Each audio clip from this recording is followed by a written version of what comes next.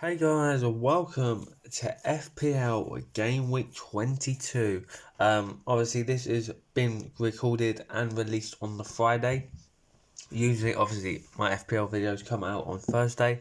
However, obviously we had two games yesterday that were still playing yesterday because of a midweek game week.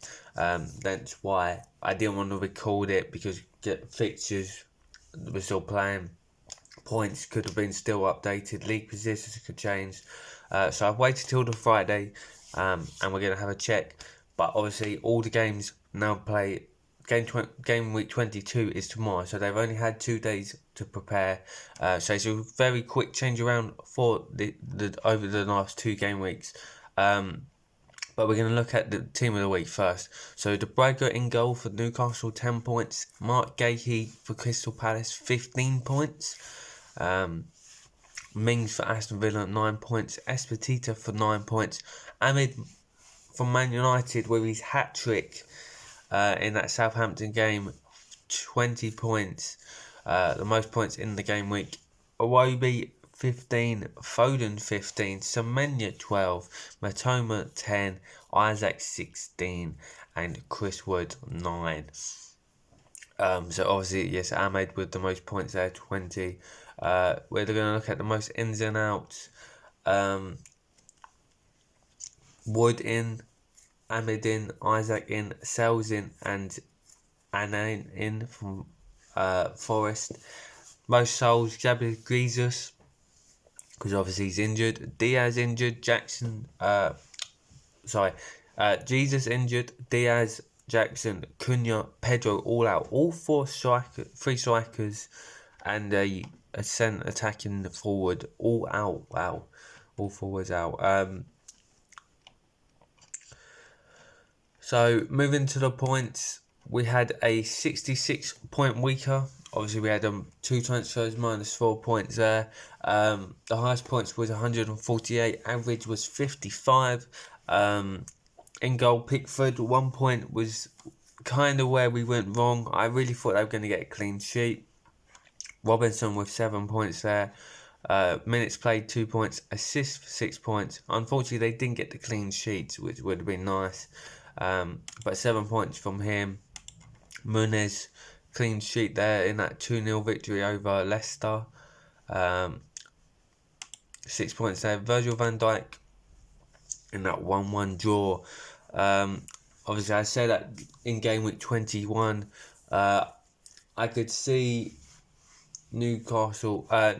Forest conceding, but obviously I had Chris Wood, so I could see Liverpool conceding as well, and that's what happened, 1-1. So 2 points in defensively. Lewis Hall with another clean sheet, like always, for Newcastle, 3-0. Moving into the midfield, Palmer with a goal, bonus points, 10 points there. Mo Salah captain for the first time in about,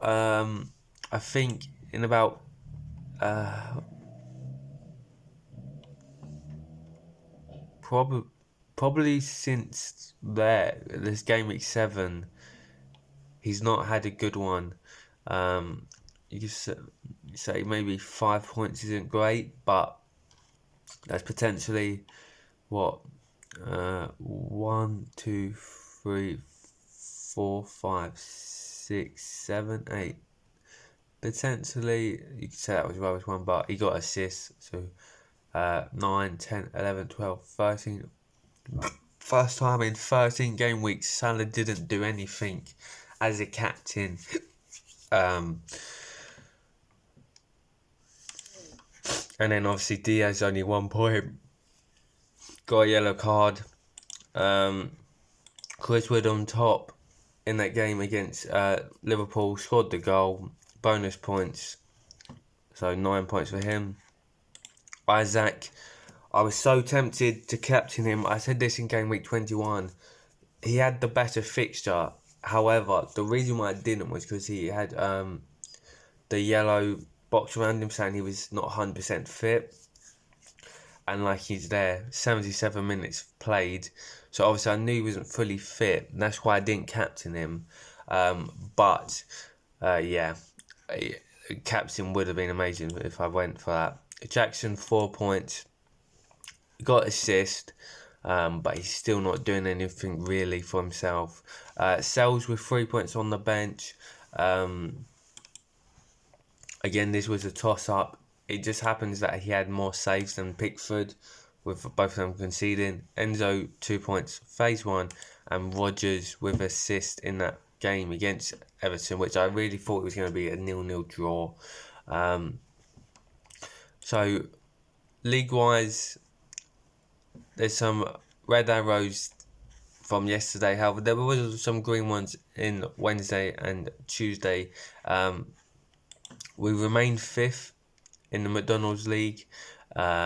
Obviously, the gap from us to first is now so high. 4th is just about 20 points in reach. Gilly in 3rd, 50 points. Matthew, obviously, in our own fantasy, is just 16 points, which is not something I like. It's very, very close. For our mini league, Tyler still remains 50 points or so ahead, but we're slowly cutting that gap down because we're also getting more points than him, but we need a really good one where let's see, it's only 5 points. We need like a 10-20 point week ahead of him. Matthew again closing the gap on 69 points. Gavin 89. Louis 80 going up. Marcus 64 going down. Gavin 68. Andrew Downs 52. So Gavin's was 84. So Martinez in goal, 6 points, fair enough. Gabriel Munez Young 2. Captain Salah. Bruno Fernandes 4. Ahmed, good pick from him. 20 points there. Palmer 10. Weza, Wood, Isak, strong front 3. Rodgers and Pedro Porro on the bench. So fair play. He got that one correct, really. Moving into transfers. So obviously we have one free transfer. 2.3 million in the bank.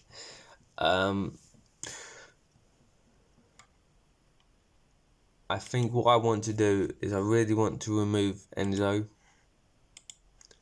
I think picking maybe Ahmed up.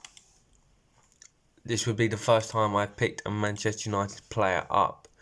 And obviously United's fixtures aren't great, but there is only one man that deserves to play for Manchester United this season, and that is Ahmed. So we're going to bring him in. He's only 5 million, which obviously leaves 1.8. The other one change I would be tempted to make is obviously Gordon. However, obviously Liverpool do have that double game week there, 24. So if we can just hold on for two more weeks, we can get obviously the double points. So I think just the one change, Enzo out, Ahmed in, and obviously I think getting him now means that his value won't go up too much. So we're going to confirm the change. When does the assistant manager to your team scores points for 3 consecutive weeks? Can be used once a season. Your initial sets will not cost any transfers. Any further management transfers will either cost a free transfer or have -4 points if you do not have any free transfers available. Okay, so the one problem is obviously it comes available game week 24, which is when Liverpool have the double game week. So I guess we're gonna have to use that on game week 25. But it's not the end of the world. So picking the team, we are going to switch Sells back into goal for Pickford. Then we look at the midfield and defence.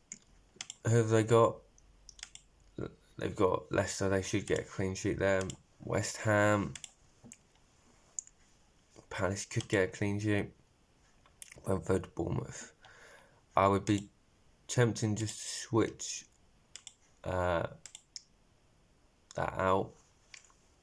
Rodgers, Arsenal, yeah, no point putting him in.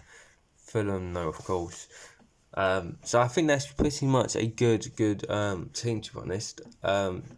Is Diaz fully fit, or is just illness? So he probably will play. It just means he might be on the bench. So getting Ahmed in would be great. Now I've got to think about captain.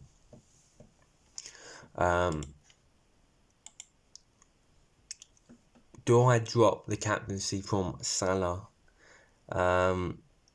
He's had one bad week, and that's not saying, I don't know, Wolves, Isak, Bournemouth.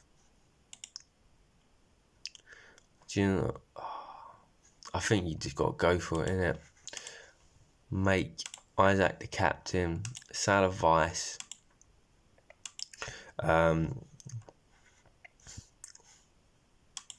Liverpool, Brentford. Liverpool. Brentford.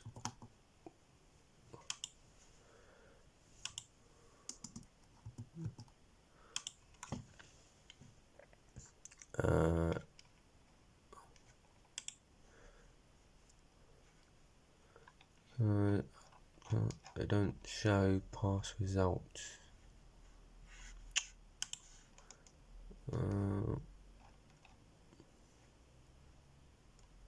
Okay. I think the captain has to go on Isak. Obviously, Sells and goal should get a clean sheet. Leicester, Fulham should be an easy game for Fulham. Clean sheet there. Muniz, I'm not too sure. Maybe he doesn't get a clean sheet, but he has that attacking returns for Palace. Again, not 100% sure if Liverpool will keep a clean sheet against Brentford, who are very attacking, and they are at home, which obviously they're very good at scoring goals. Hull should get another clean sheet there. Palmer should get goals. Obviously, Salah should be okay to get goals. Ahmed coming in after his amazing performance. Now, I'm not saying he's going to do again what he did against Southampton, but we know what he can do. He is the best United player, and he steps up when they need him the most. So him bringing in very cheap as well, and he does do a lot more than what Enzo Fernandez does for Chelsea. So that's a good transfer in. Wood up top, Isak up top, Jackson up top. Obviously, I need to think about who I could replace Jackson with. But we'll leave that up to about Man City. If he does well today, then obviously we might keep him. But if he blanks against Wolves, then I need to look at other options in the forward line. But if you did like it, give it a thumbs up, subscribe to the YouTube channel, hit that notification bell so you don't miss any of my FPL content or any other content on the channel. Leave some comments down below how your FPL is doing, any transfers you've made this week, just any general predictions for this game week or whatever, and please subscribe. I'm trying to hit 500 subs by the end of this year. We're currently sitting on 325. So not bad start to the year. So please subscribe, and I will see you next week for some more FPL content. Thank you for watching, guys. Goodbye.